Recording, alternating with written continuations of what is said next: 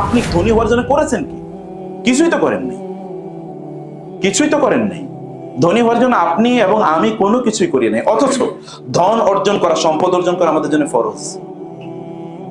যেমন নামাজ পড়া ফরজ, সম্পদ অর্জন করা কি নামাজের চেয়ে কম ফরজ নাকি?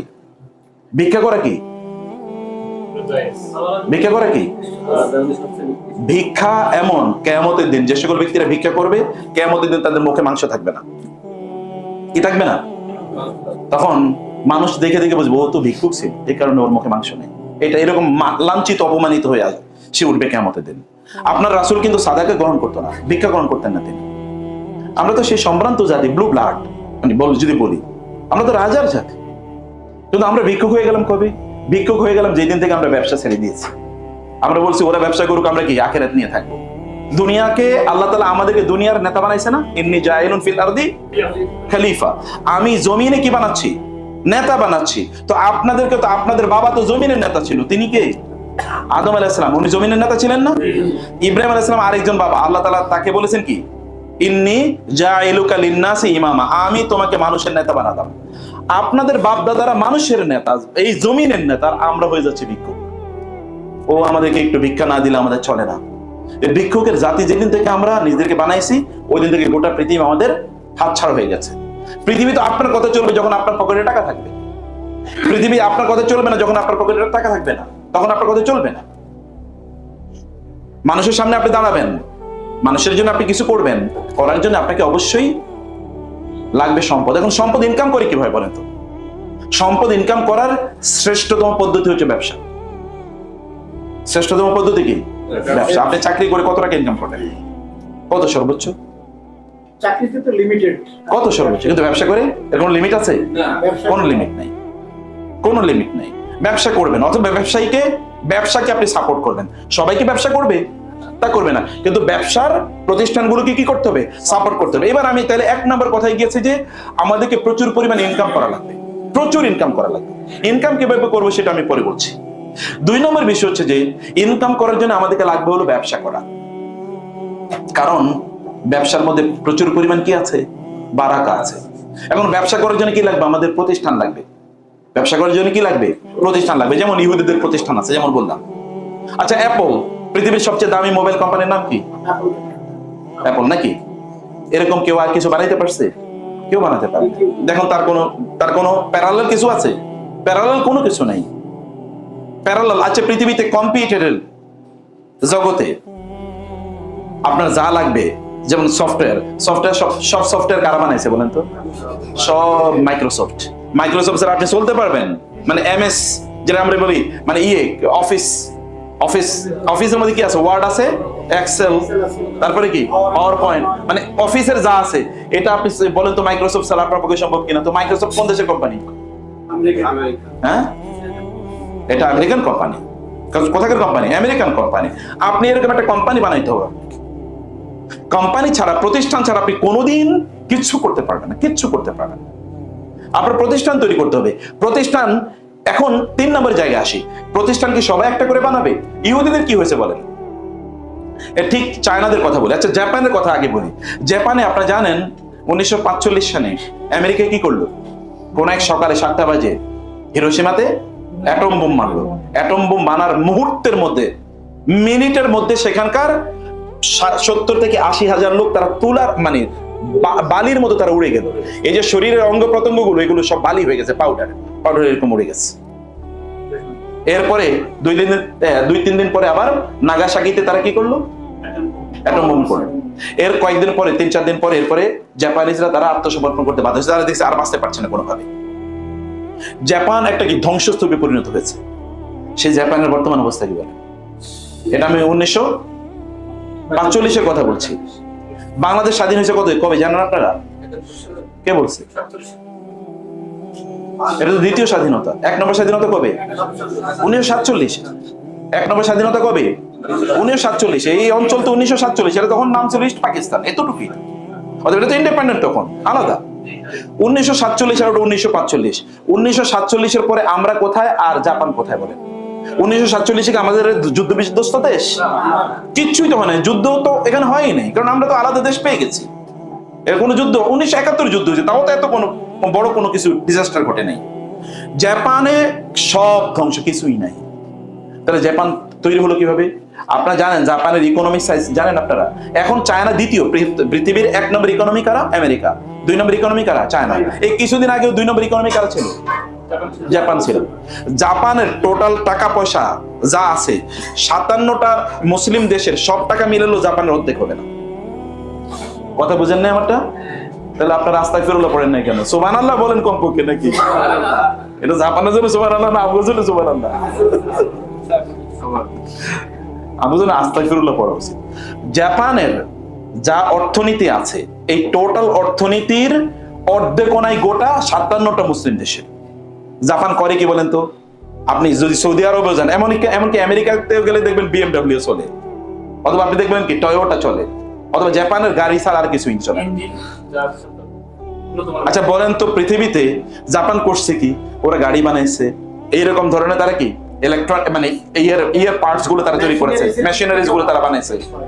তো ওরা এই করলো কি? বলতো তো যুদ্ধ বিধ্বস্ত দেশ, সব মনে সাফ হয়ে গেছে। এরা করলো কি হবে? এরা করলো কি হবে? এরা তখন জাপানের পরবর্তী গভর্নমেন্ট যারা, সরকার যারা আসছিল, অথবা এরকম কিছু লোক, এই যে আপনাদের মতো, আমাদের ফরিদ ভাইয়ের মতো এরকম কিছু লোক, তারা একত্রিত হয়েছে। তারা একত্রিত হয়ে তারা চিন্তা করলো কি করবে? কিছু লোকের তারা প্রশিক্ষণ দেবে। কোথায় প্রশিক্ষণ দেবে? লোক নাই, তারা পাঠালো আমেরিকাতে, যাও ওইখানে প্রশিক্ষণ নিয়ে আসে। ইউরোপে যাও, ওইখানে প্রশিক্ষণ নিয়ে আসে। রাষ্ট্রীয় দেশের কিন্তু অর্থনৈতিক অবস্থা খুবই খারাপ, কিন্তু কিছু টাকা পয়সা যা আছে এটা দিয়ে একজনের পাঠালো, যাও ওইখানে যাও, গিয়ে সেখান থেকে ট্রেনিং নিয়ে আসে। ট্রেনিং নিয়ে আসার পর তোমাকে আমাদের টাকা দিয়ে পাঠিয়েছি, তোমাকে আমার দেশে ফিরে আসতে হবে। তুমি ওইখানে থাকলে 10,000 টাকা বেতন পাইতে, আমরা তোমাকে 12,000 টাকা বেতন দেবো।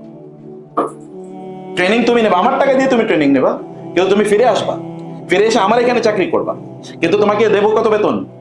ওইখানে যা পাইতে তার চেয়ে আমি তোমাকে 2,000 টাকা বেতন বাড়ায় যাবো, কিন্তু তোমার কাজ হবে চাকরি করা না। আমার এখানে এসে তুমি যা শিখছো এটা শিখাইবা অন্যদেরকে।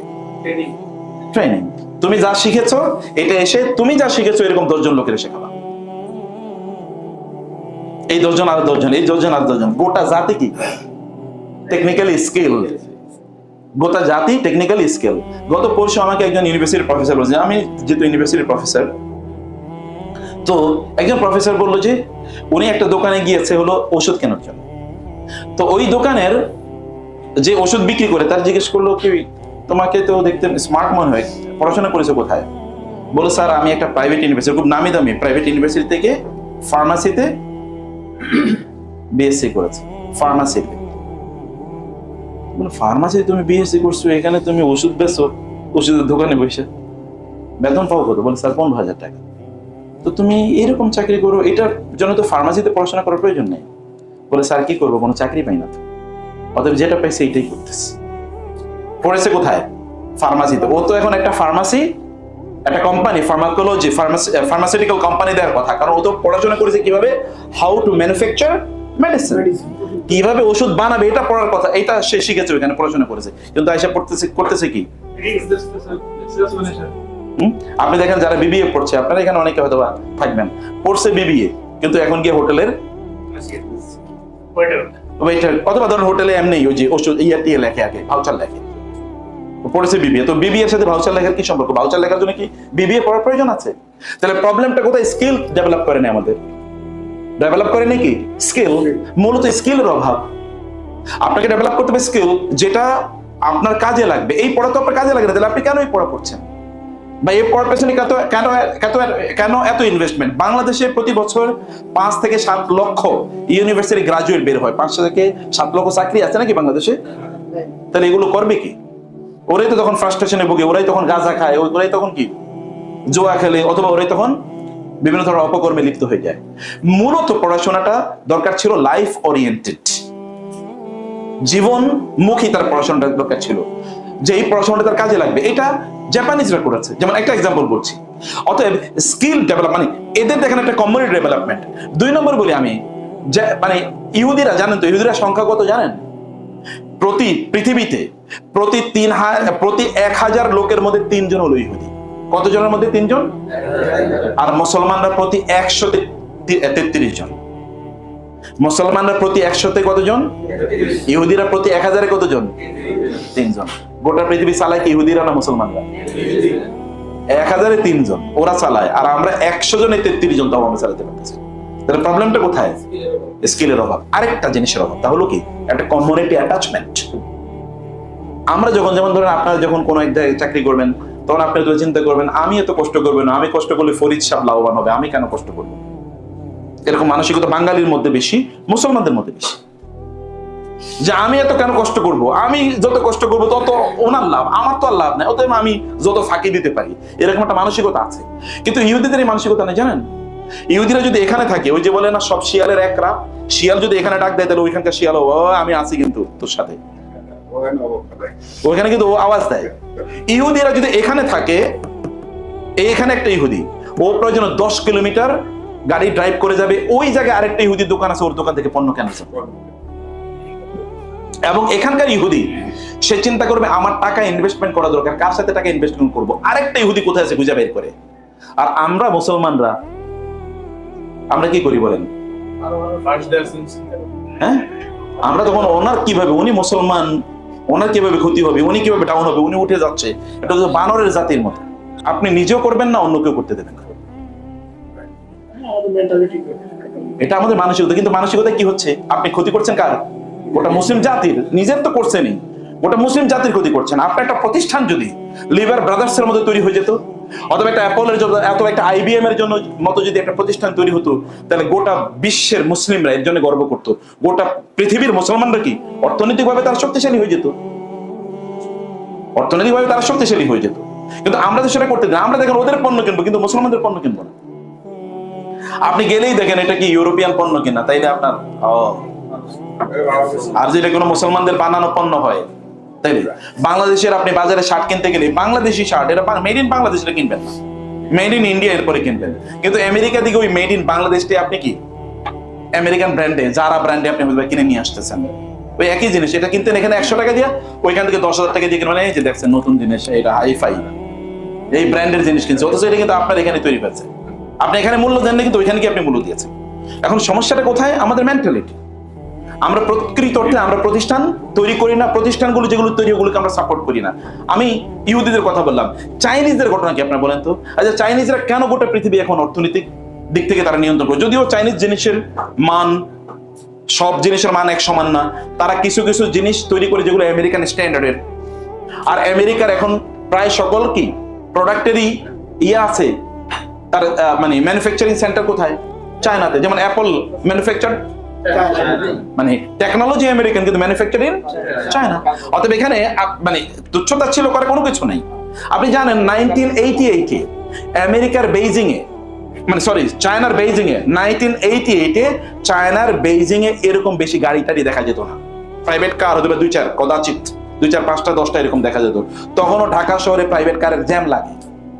যখন ওদের কি নাই, গাড়ি নাই, তখনও এখানে জ্যাম লাগে।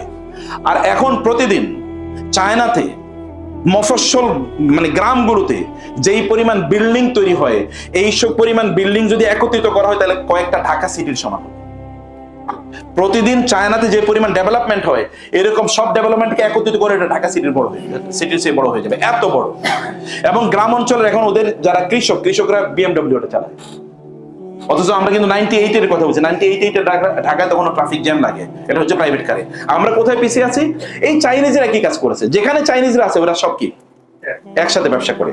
তুমি চাইনিজ, তুমি ওকে, আমি তোমার সাথে, তোমার ব্যবসা গ্রো করতে, আমি তোমার সাথে ব্যবসা গ্রো করে দিচ্ছি। তোমাকে কি করতে, আমি তোমাকে সাপোর্ট করছি, আমি জীবন দিয়ে তোমার জন্য করবো। কারণ ওরা জানে এটা তাদের আলটিমেটলি কি তাদের গোটা জাতিকে উন্নত করবে, তাদের গোটা জাতিকে উন্নত করবে। আর আমরা কিন্তু এটা দেখেন, এই যে আমাদের দেশে যে এই যে ব্যাটারি চালিত যে অটো রিক্সা, এই ব্যাটারি চালিত অটো রিক্সার জন্য বাংলাদেশে এসে চাইনিজরা ব্যাটারি বানাচ্ছে, এবং আমরা কিন্তু ওদের ব্যাটারি কিনছি। কিন্তু আপনি একটা ফ্যাক্টরি দিলে হয়তো অন্যরা আসবেও না, কিনবেও না। এবং আপনার হয়তো বা কাজেন, আপনার বন্ধু, আপনার হয়তো বা পাশের ফ্ল্যাটের কোনো ভাই আপনার বিরুদ্ধে হিংসা করবে, ও এত টাকা পয়সা মালিক হচ্ছে, নিশ্চয়ই ডাকাতি করছে, চুরি করছে, আপনাকে হিংসা করা শুরু করে দেবে। আমাদের সত্যি করতে প্রতিষ্ঠানগুলো ডেভেলপ করা দরকার, প্রতিষ্ঠানগুলো বড় করা দরকার। যদি আমরা প্রতিষ্ঠানগুলো বড় করি তাহলে আলটিমেটলি আমরা সবাই উপকৃত হবে। সবচেয়ে বেশি উপকার কার হবে? মুসলিম উম্মাহ লাভবান হবে। আচ্ছা, ভালো মানুষের হাতে টাকা থাকলে কি লাভ না লস বলেন তো? আচ্ছা, যদি ফরিদ ভাইয়ের টাকা থাকে তাহলে উনি কি একটা সিনেমা হাউস বানাবে? উনি কি করবে? উনি হয়তো মাদ্রাসা করে মসজিদ করবে, সেটা যদি নাও করে তাহলে আরেকটা বড় কি ইন্ডাস্ট্রি করবে, ওই ইন্ডাস্ট্রিতে আপনার একটা হালাল ইনকামের ব্যবস্থা থাকবে। আপনি তখন ধরেন অ্যাপলে চাকরি করে, তখন আপনি বলেন আমি অ্যাপলে চাকরি করি, আমাদের দেখবেন বিভিন্ন সময় বলে ও এখন কি ওই যে মানে ফেসবুকের যে মেটা বলেছে ও মেটায় চাকরি করে। কয়েকদিন আগে দেখলাম আমাদের বাংলাদেশের এক লোক, সে বলে ডিজনিতে চাকরি করে, আমেরিকার ওই যে ক্যালিফোর্নিয়াতে যেখানে ওই সিনেমাগুলো তৈরি হয়, অঞ্চলটার নাম কি হলিউড। হলিউড তো একটা এরিয়ার নাম মূলত। এই হলিউডের একটা মানে ফ্যাক্টরি ইন্ডাস্ট্রির নাম হলো ডিজনি।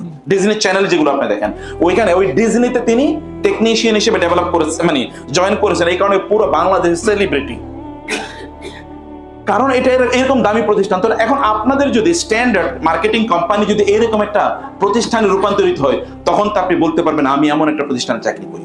ওই প্রতিষ্ঠান কি কেবলমাত্র প্রতিষ্ঠাতারা বানিয়েছে, কেবলমাত্র প্রতিষ্ঠাতারা করেছে? নো, প্রতিষ্ঠাতারা করে নাই, করেছে কারা? অন্যান্যরা, সাপোর্ট টিম, সাপোর্ট স্টাফ, তারা মিলে এটা কাজ করেছে। আপনি দেখেন অ্যামাজন কি কাজ করেছে?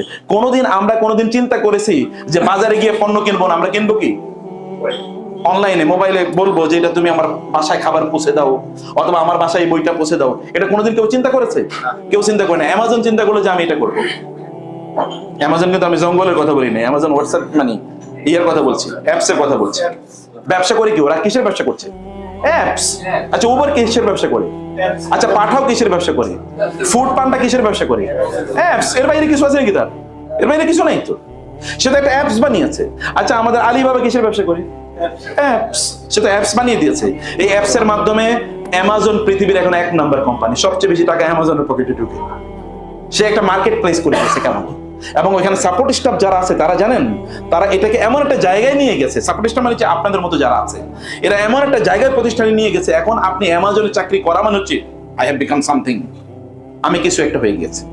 এই জায়গাটাতে প্রতিষ্ঠানগুলোকে ডেভেলপ করা আমাদের জন্য খুবই জরুরি, কিন্তু মুসলিম বিশ্বে এরকম কোন প্রতিষ্ঠান ডেভেলপ করে নাই। এটা আমাদের অ্যাটিটিউডের কারণে। কারণ আপনারা যদি সিদ্ধান্ত নেন যে না আমরা প্রতিষ্ঠান ডেভেলপ করে দেবো, তাহলে আপনাদের এই স্ট্যান্ডার্ড মার্কেটিং কোম্পানি কি এটা হতে পারে না? অ্যামাজন কয়দিন আগে তৈরি হচ্ছে, আপনি দেখেন না। Idea is very important. Idea যদি থাকে মানুষের, তাইলে ওই আইডিয়াকে সাপোর্ট করা দরকার। ওরা আইডিয়া ডেভেলপ করেছে, আমরা আইডিয়া ডেভেলপ করিনি। ওরা কাজ করেছে, আমরা কাজ করি নাই।